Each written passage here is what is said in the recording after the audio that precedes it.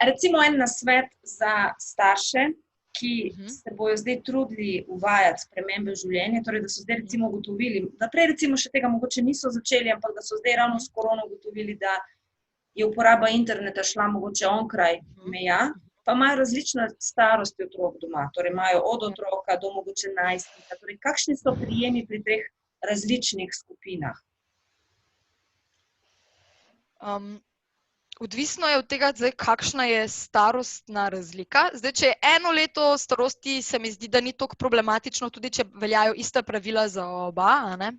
Zdaj, če pa je ta razpon res velik, je pa to nekoliko težje. Tukaj je potem potrebno otroku enostavno pojasniti, da pač še ni dovolj star za samostojno nadzorovanje naprave. Je pa to mogoče tudi priložnost, da poskušamo sorojence pripraviti, da recimo napravo uporabljajo skupaj in je potem ni več, potem je že v ospredju spet odnos, a ne.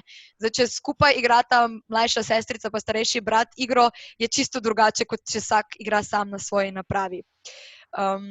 Tako da tukaj je zelo odvisno od družine, se pa da se z voljo, z vztrajnostjo, s trdim delom, se da vzpostaviti dogovore, se da nekako uravnotežiti to uporabo in otroci v bistvu, pa tudi mladostniki, nam bodo hvaležni, če jim bomo pri tem pomagali, ker res potrebujejo pomoč odraslih oseb,